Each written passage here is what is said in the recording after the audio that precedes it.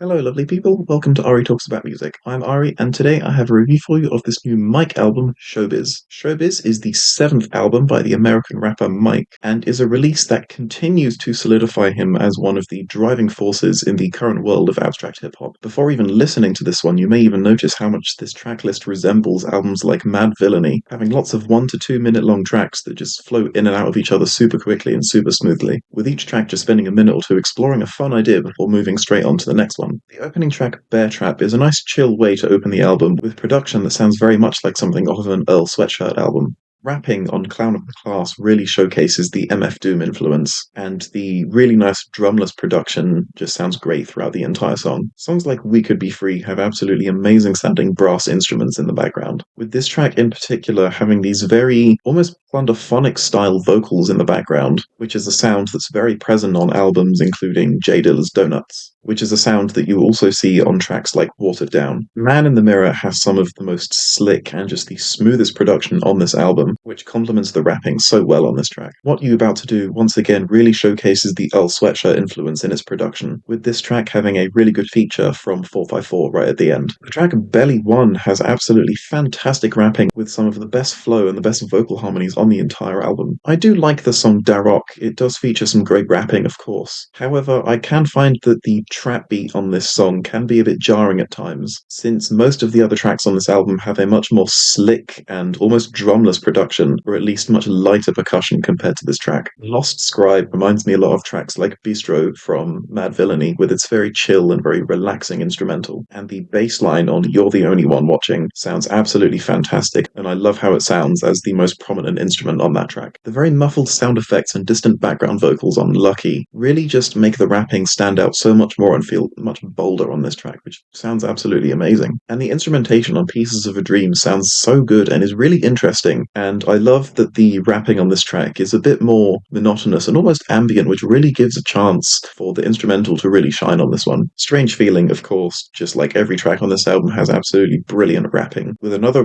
really good bass line on this track that just sounds great in the mix of all the instruments and things happening on this one. Zombie Part 2 does a great job at picking up the pace a little bit. For the following track, Burning House takes a slower and more mellow approach, which just sounds great on the back of the previous track. Production once again taking a lot of influence from the likes of J Dilla's Donuts, and I love the tone change halfway through this track, keeping things interesting and dynamic, but of course the rapping and production are still top quality from start to finish. Title track once again features some really nice background effects that just make the rapping on this track so much bolder, with the rapping already being amazing as it is. And then finally, the final run of tracks just flow in and out of each other so well, but still all of them feel so unique and bring something new to the table that none of the others do, with Spun Out and When It Rains in particular showcasing some of the best rapping on the entire album. And so on the whole, this is just another brilliant album from Mike that sees him taking influence from the likes of Earl Sweatshirt and J Dilla and MF Doom, and just creating an absolutely fantastic abstract hip-hop album with so many short tracks that each feel so interesting and unique in their own way, and they just make the album feel so dynamic,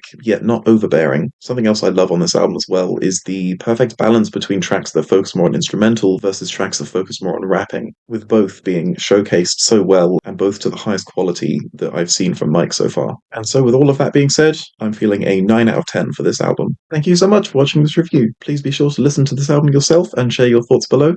Please leave a like if you liked the video, and please leave a dislike if you didn't like the video, and remember to stay hydrated.